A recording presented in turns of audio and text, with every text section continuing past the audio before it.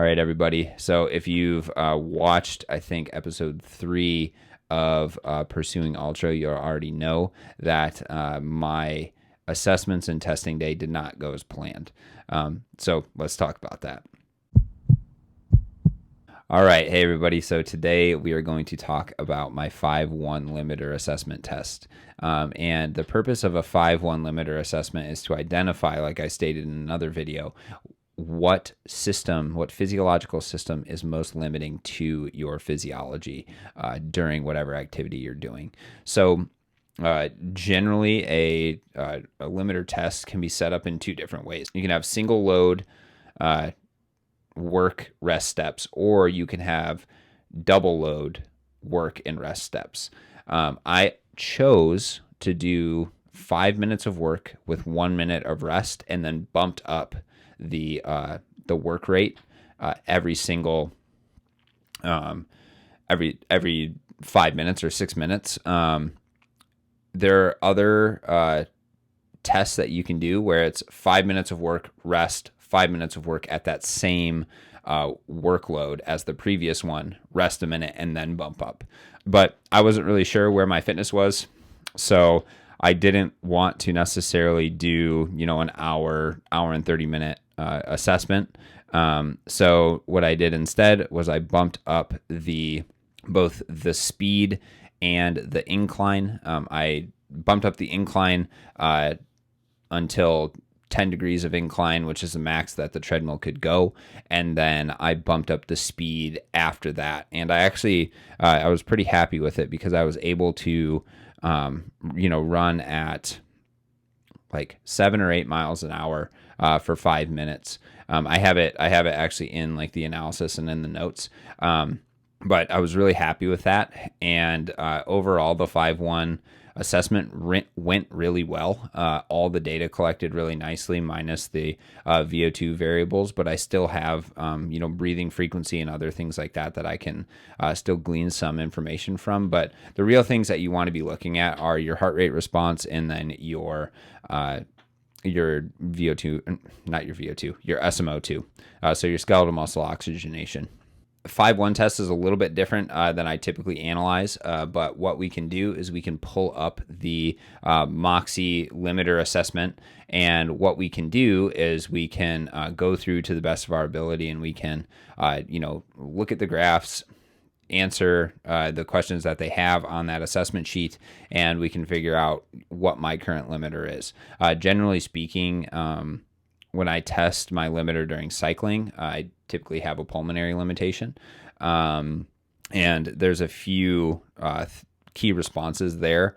But for the case of running, I think it might be a little bit more of a cardiac limitation, which isn't really surprising. Running is a whole body exercise and requires a lot of oxygenated blood to go to a lot of different places. So I'm anticipating that it's a cardiovascular limitation. So let's dive into the analysis, and then let's talk about what we can actually do once we've figured out what our limiter is. All right, so the first thing you're going to need to do to analyze your 5-1 limiter assessment is make a graph of heart rate, which is in red, and SMO2, which is in blue. And the first thing I always do is I just evaluate the slopes of SMO2 throughout the 5-1 limiter assessment. And what I do is I just draw a line or on each of the steps, and then what I'm looking for are transitions from a positive slope. So you see the first, second, and third have positive slopes, to a flat slope to a negative slope. And that first transition from a positive slope to a negative slope is our threshold 1. And the transition from a flat slope to a negative slope is our threshold 2. Threshold 1 is occurring around 115 beats per minute, and then threshold 2, which I'm going to take at the end of the interval following this change, was around 152, 153. So in terms of training, these first 3 steps were all, these first 4 steps were all hiking, and then I got to 10% gradient, And then I started to run. Running at a 10% grade elicited a heart rate of about 140, which is pretty high. But I know that if I'm doing any sort of like hiking or power hiking or something, a heart rate of about 115 is going to be that sweet spot for, say, like zone 2 training or, like that threshold 1. If I were to go out and do some running at like very steep, I would aim for a heart rate of about 152, and I wouldn't go over that. If I was doing threshold. If I was doing interval stuff, I would go over that, but about 152 is going to be that sweet spot for that boundary between kind of your threshold stuff and your interval stuff. And that's just a really quick and easy way to be able to take your 5-1 limiter assessment and determine what your zones are from there. Then, if you want to actually determine your limiter, the first thing you need to do is you need to go and download the 515 interpretation tool from the Moxie website, which I'll link in the description below. You can fill out your name, the date, the sport that you do, and then the big things that you need to do is you need to say what muscle your Moxie was on. Do you have a muscle on a low priority muscle? This is optional. I don't ever really do this, but a lot of people use the shoulder or the forearm. I pretty much always wear a heart rate monitor, so I have that checked yes. And then what you're going to do is you're just going to answer all the questions that are populated down below. So it almost always starts with entering your rest SMO2 values. Mine today, or for this assessment, was about 43. So all you got to do is just hover over the dot during rest, and then also make sure to do your THB graph as well. You're just going to come back to your SMO2 graph. And then the second question that you're going to answer is, what is the lowest minimum SMO2 that you reach while you're working? And mine was about 21.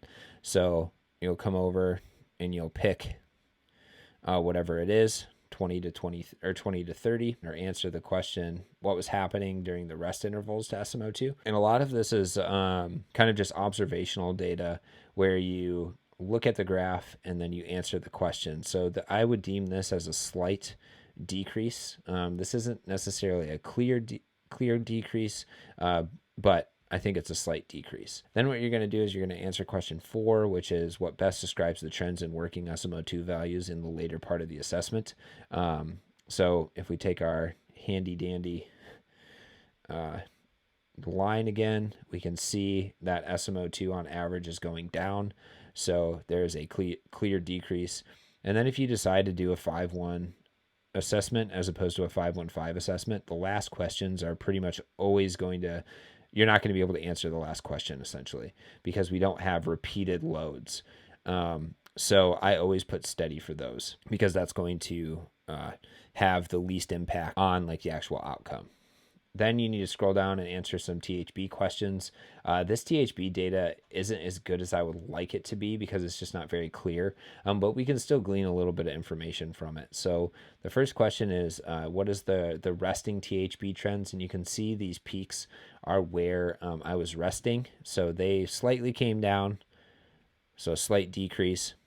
And then what about resting or work THB? And you can kind of see it's going up.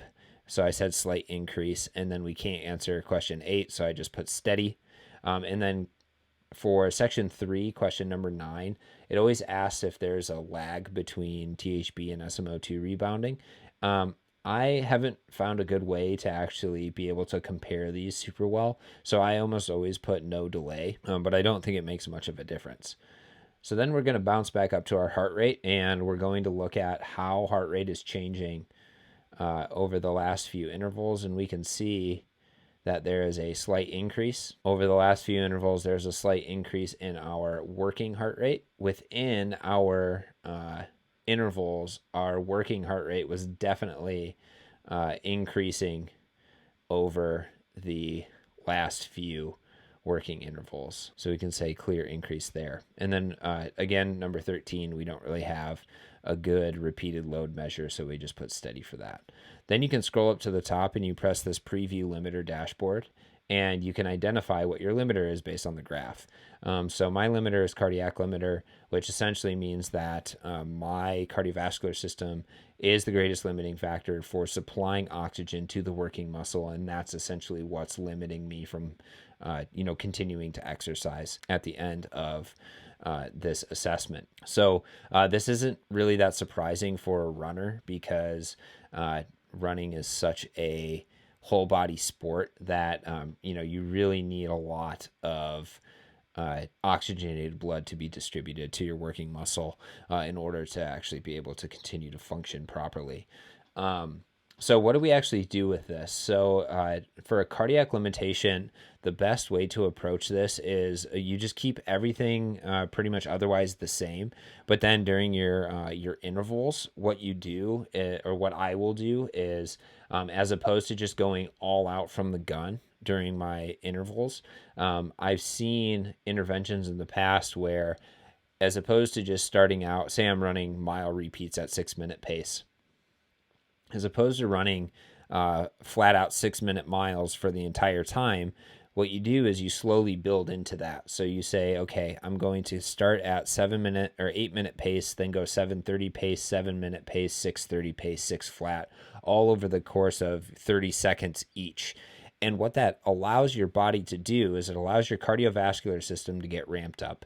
And it allows vasodilation to start to occur at the level of the capillaries, to get those capillaries activated and more blood, oxygenated blood specifically, to be able to make it to your working muscle.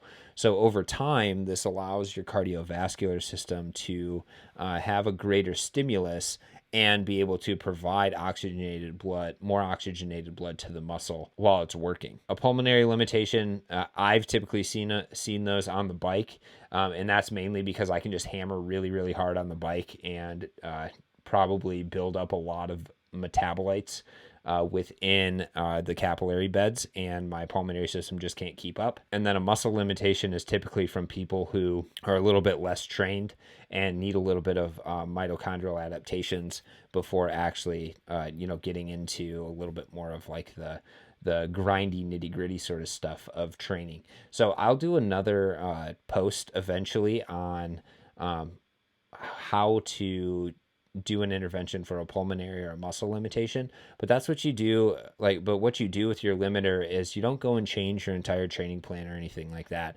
You just make small tweaks to, say, your intervals or other quality workouts.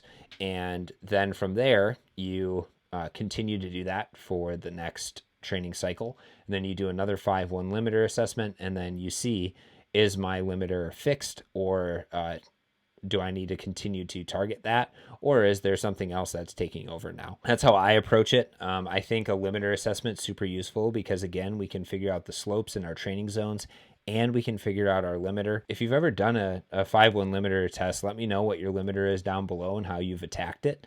If you're trying to do a limiter assessment and you want to just know more information, or I'll leave a link in the description below for some free training from the Moxie Academy that has this 5-1 limiter assessment tool in it. And if you have any questions, just leave them down in the comments. All right. Thanks, everyone.